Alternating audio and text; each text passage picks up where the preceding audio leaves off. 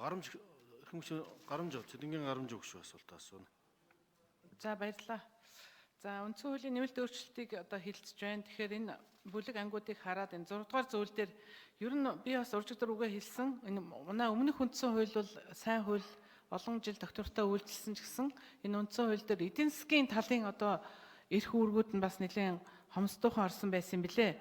Одоо ч гэсэн өнөөдрийн нэмэлт өөрчлөлтөн дээр одоо энэ 6 дугаар хэсэг дээр л одоо нэг хэсэгхэн одоо өөрчлөлт орсон байгаа. Тэгэхээр энэ нь бол одоо байгалийн баялагийг тэгш шударгаар хуваарлах зарчим гэсэн энэ одоо ганц заалт орсон байгаамаа. Тэгэхээр ард түмнийг засаглах эрхийг хангах гэсэн энэ одоо чиглэлээр орсон. Өнөөдөр манай Монголын нийгэмд одоо энэ 30 жилийн турш үүсээ тулгамдаад байгаа асуудал бол энэ өмчийн харилцааны ялгууртай байдал гарсан байдал. Өөрөөр хэлбэл нэг хэсэг ард иргэд маань өмчөрхөг, өмчтэй болсон. Нэг хэсэг маань ядуурлын одоо энэ байдал төрсэн. Тэгэхээр энэ ядуурл гэдэг маань Монгол улсын хэмжээнд 27.9 буюу одоо 30%-тай нийт арга дээр гэдэг маань 30% нь ядуу байна. За ядуурл юутай холбоотой юм гэхээр гол нь ажилгүйдэлтэй холбоотой байгаа. Тэгэхээр өнөөдөр манай нийгэмд шинээр гараад ирж байгаа юм чинь энэ ядуурл гэдэг ухтхан, хоёрдугаарт ажилгүйдэл.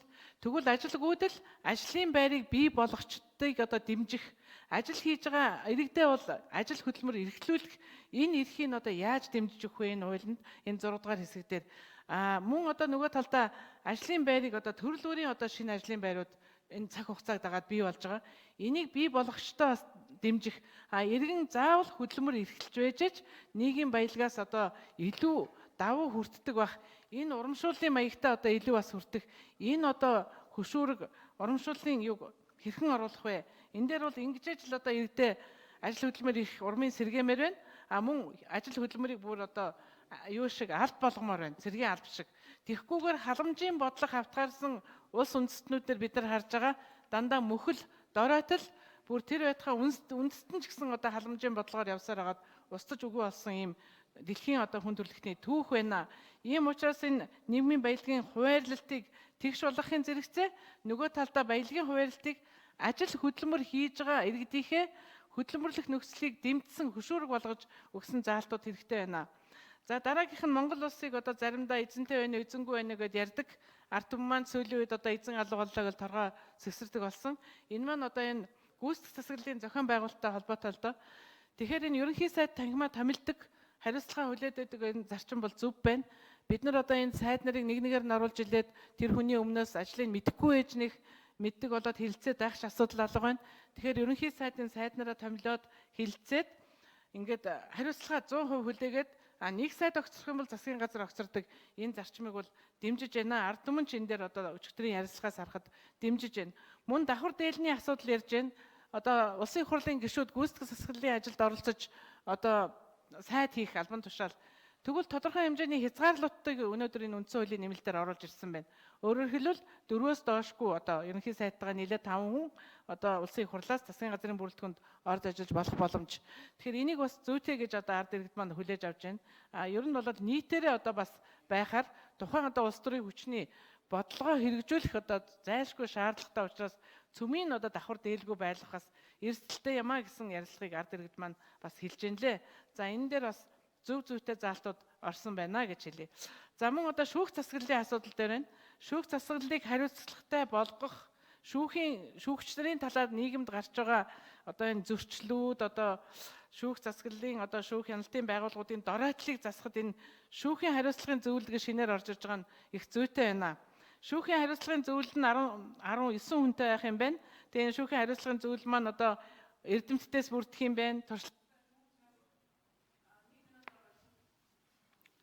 Хариуцны дараа 1 минутад юмш тодруулж мэтгэлцээний зарчмаар юм. За Бямцэг дараах асуултанд хариулна. За үндсэн хуулийн 6 дугаар зүйлийн 6-гийн 2 дахь заалтан дээр нэмж заалт орж ирж байгаа. За бусад одоо 6 дугаар зүйлийн 1-ийг бол хөндөж болохгүй гэсэн үндсэн хууль нэмэлт оруулах журмын тухай хуулинд бол хөндөж болохгүйгээ заагдсан байгаа. Тийм болохоор 6-гийн 2 дээр одоо нэмэлт заалт оруулж ирсэн. Таны одоо ярьж байгаа тэр ард иргэдийн хөдөлмөрлж байгаа хүмүүсээ дэмждэг байхгүй бол энэ нийгмийн халамжийн улс болгоно бэлэнчлэх хүмүүс ихсэж байна гэдэг дээр бас тодорхой хэмжээгээр санал нийлж байгаа. Гэхдээ энэ асуудлыг бид нар одоо үндсэн хуулиараа биш үндсэн хуулиндаа тодорхой бодлогын одоо тийм үү зохицуулалтад өгүүлбэр оруулаад түүнээсээ салбарлсан одоо органик хуулиараа зохицуулах боломж ололцоотой болно. Монгол улсын үндсэн хуулинд хүмүүнлэг иргэний ярилцсан нийгэм байгуулна гэж заасан. Тийм болохоор бид нар бол нэгэн нийтийн төлөө, нийт нэгэн төлөө гэсэн одоо энэ бодлогоо бариад явахаас өөр аргагүй. Мэдээж Монгол хүнээ халамжлах, хүнээ хамгаалах, хүнээ хөгжүүлэх энэ бодлого маань үндсэн хуулинд бол ерөнхийдөө агуулгаар тусцсан. За энэ хүрээндээ бид нэр нэмэлт оруулж ирж байгаа санал бол энэ хууль санаачлагын зүгээс төрөөс байгалийн баялагийг ашиглахдаа тэгш байдал одоо тэгш бус болчиход байна. Хит нэг нь одоо ашигладаг болчиход байна гэж асуул яригдж байгаа. За шудраг осны зарчим одоо хувилдахгүй хулгай хийхгүй байх ёстой. За үндэсний эдийн засгийн аюулгүй байдал юм. Монгол улс маань өөрийн гэсэн бодлоготой байх ёстой. Хит одоо нэг улсаас хараат болчих вэ гэдэг асуудлууд. За дээрэс нь тогтвортой хөгжлийг хангах зарчмыг баримтлана гэдэг үндсэн одоо үгнүүд орж ирсэн байж байгаа. Үүн дотор тогтвортой хөгжлийг хангах гэдэг юм. Эдийн засгийн өсөлтийг яаж ард иргэдийн амьдралд наах вэ? Яаж чадварлаг хүмүүсээ хөгжүүлэх вэ? Ажил хийдэг хүмүүсээ дэмжих вэ?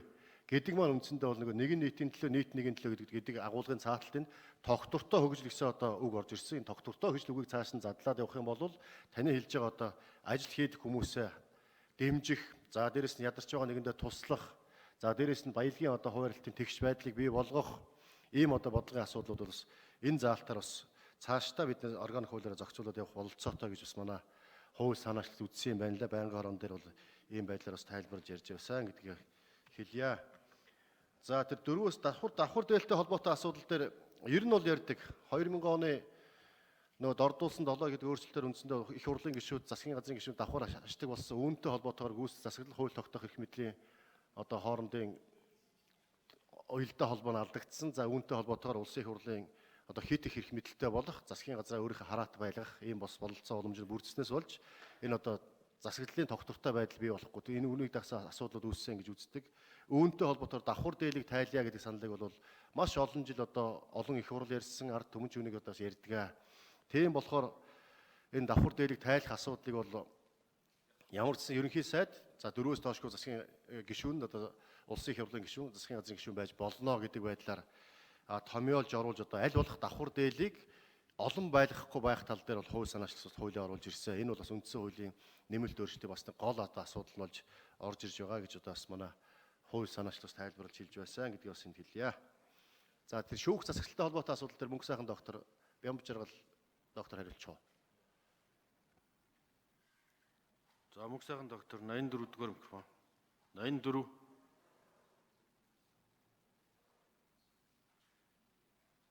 Шүүгчийн хариуцлагын тогтсон Монголд 3 өөрчлөгдсөн байдаг. Эхлээд дан шүүгчнэр өөрсдийн асуудлаа шийддэг байжгаад ерөөсө хариуцлага хүлээлгэх бараг болцсон. За дараа нь дан хөндлөнгийн бүрэлдэхүүн 2002 оноос шийддэг болсон. Хариуцлагатай онцгой нэмэгдсэн бол шүүх рүү хандах эрхийг хаасан байсан учраас хараат байдлын эсд орсон. Гэтэл 12 онд бол шүүхийн ёс зүйн хорог байгуулад хөндлөнгийн бүрэлдэхүүнтэй болгосон шүүх рүү хандах эрхийг нээсэн боловч бас хит нэг хүнээс хамаарсан байдлаар ерөнхийлөгчийн зүгээс бүгдийг томилдог. Дээрээс нь одоо шүүхийн ерхий зөвлөлийн оролцоо маш их одоо энэ асуудлыг шалгах ийм боломж нь хуулиараа эрх мэдэл нь байхгүй гэсэн ийм шалтгаануудаар үр нөлөө мут байгаа. Тэгэхээр энэ төсөл одоо хэрвээ батлагдах юм бол нэгдүгürt түрүүн хэлснээр хөндлөнгийн бүрэлдэхүүн энэ шүүгчийн ёс зүйн хариуцлагын асуудлыг иргэний амин чухал асуудал хувь заяаг шийддэг хүмүүс итгэл даах үгүй гэдгийг хөндлөнгөөс хараа шүүгчнэ. Тэгээд энэ хариуцлагын зөвлөл бол өөр хараа тус байх нөхцөл нь 6 жилээр зөвхөн нэг удаа томилогдох байдлаар илэрч байгаа. Дахиж томилогдохын тулд янз бүрийн байдлаар одоо тал засах ч юм уу тийм нөхцөл байдал үүсэхгүй байх зохицуулт орсон. Дээрээс нь даргаа дотроосоо сонгох шүүхийн ерхий зөвлөлөөс хамаарлагүйгээр бие дааж ажиллах нь өөрөө шүүгчийн хариуцлагыг дээшлүүлнэ. За нөгөө талдаа бас энэ механизмыг ашиглаад шүүгчийн хараа тус байдал руу зөв бүсээр халдах эрсдэл байдгийг хаах зорилгоор бусад улсын жишгээр манай үндсэн хуулийн шаардлагаар улсын дээд шүүхэд бас зөвхөн хуулийг ноцтой зөрчсөн асуудлаар энэ хорооны энэ зөвлөлийн шийдвэрээр бас одоо гомдол гаргах ийм боломж нь нээлттэй байж байгаа. Товчтой дүгнж хэлэх юм бол ерөөсөө шүүгчийн хариуцлагын асуудлыг зохицуулахдаа шүүгчийн хараа тус байдал болон хариуцлагатай байдал гэсэн энэ хоёрын балансыг нь олж зохицуулах ийм шаардлага гарч ирдэг. Тэгэхээр энэ үндсэн хуулийн нэмэлт өөрчлөлтийн төслөөр энэ байдлаараа батлагдах юм бол яг тэр баланс хангасан зохицуулт орж ирсэн байгаа. Энэ маань тогтвортой олон жил удаан үйлчлээд ирэх юм бол ерөнхийдөө хувь хүний амьдралын хамгийн чухал асуудлыг хувь заяаг шийддэг энэ шүүхэд итгэх итгэл дээшлэн цаашлаад хуулийн засаглал яг ноёлдог энэ байдал руу ороход бол маш том одоо алхам болно гэж одоо ажлын хэсгээр ярьж энэ төсөл орж ирсэн байгаа. За тэгээд одоогийн энэ тусдаа хариуцлагын зөвлөл гаргаж ирж байгаа гол шалтгаан бол юу гэхээр Монгол улсын шүүхийн ерөнхий зөвлөлөө шүүгчийг шилжүүлэх болон бодлого менежментийн асуудлыг шийдэхээс гадна яг одоогийн хуулиар шүүгчийн хариуцлага ёс зүйн маш ихээр ордог, маш ихээр эрх мэдэл төвлөрсөн. Тэгэхээр сүүлийн 30 жилийн одоо практик судалсан олон улсын судалгаагаар бол юу гэхээр нэг зөвлөлд ингэж шүүгчийг шилж олох, хариуцлага хүлээх гээд бүх эрх мэдлийг төвлөрүүлэх нь өөрөө шүүгчийн хараа тус байдлыг хамгаалах биш тийшээ халддаг, уруулан ашиглагддаг учраас энэ одоо шүүхийн захиргааны чиг үүргүүдийг аль болох бие даасан институцүүд рүү хуваарлж харилцан хяналттай байлгах юм бол энэ маань шүүхийн хараа тус байдлыг хамгаална. А нөгөө талаар хариуцлагын одоо байдлыг нь дээшлүүлнэ гэдэг энэ одоо сайн туршлагыг бас харгалзаж энэ төсөл бол орж ирсэн байгаа. За гарамж өгшөн нэмж тодруулж асууна. Нэмэлт 1 минут. За баярлалаа. За энэ 6 дугаар зүйл дээр бас байгалийн байлгийн тэгш шударгаар хуваарлах зарчим дээр бас нэмэлт асуулт байна. Энэ байгалийн байлгийг одоо тэгш шударгаар хуваарлах зарчим ер нь ирээдүйн Монгол улсын одоо өв хөрөнгө боломж гэдэг юм уу энэ дээр одоо нэлээд хэд хэдэн гишүүд баялагын сантай болохын саналыг оруулж байгаа. Баялагын сантай одоо албан ёсны сантай болох талаар үндсэн хуулиндаа оруулъя гэдэг. Байгалийн сантай улс орнуудыг харахад ирээдүйдээ зориулаад баялагын сангаа хадгалж байна. Баялагын сан нь тэр улс орныхоо эдийн засгийн хямрал, үндэсний эдийн засгийн аюулгүй байдал, одоо ямар нэгэн одоо гадны нөлөөллөөс одоо ард иргэд нийгмийнхээ хөгжлийг хамгаалдаг юм олон сайн талтай байгаамаа. Тэгээ энэ сангийн асуудлуудыг одоо үндсэн хуулийн дээр албан ёсоор яаж тусгаж оруулах яасан бэ гэсэн юм санал байгаа гишүүдийн зүгээс мөн одоо нөгөө талдаа иргэдийн энэ одоо байгалийн байлгаас тэгш шударгаар одоо хүртэх асуудал ч гэсэн сангийнхаа тодорхой нэг хэсгийг одоо хэрхэн зарцуулж авах вэ? Мөн одоо манай улс ч одоо 90 оноос хойш олон улсын валют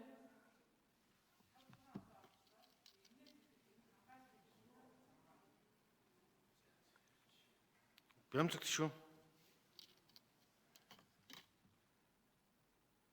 Тэ 6-гийн 2 дахь заалт маань хөндөгдөж байгаа. Өөрөөр хэлэх юм бол бас 6-гийн 2 дахь заалт тэр нэг өгүүлбэр нэмж орж байгаа болохоор үүнтэй холбоотойгоор таны одоо хэлж байгаа саналуудыг хэлэлц хэсгэн шийдгэсний дараа бол бас ингээд нэмээд өшөө одоо баяжуулаад тусгаад явах бас бололцоотой байхаа.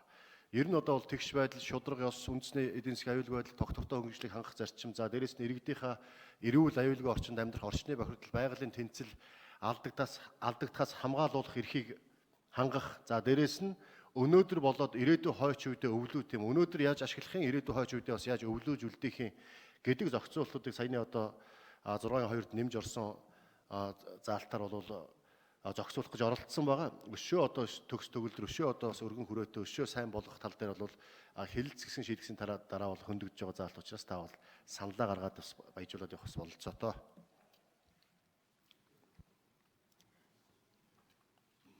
За одоо эрхэм гишүүн Дулам Сүрэнгийн оюун орол асуулт асууна.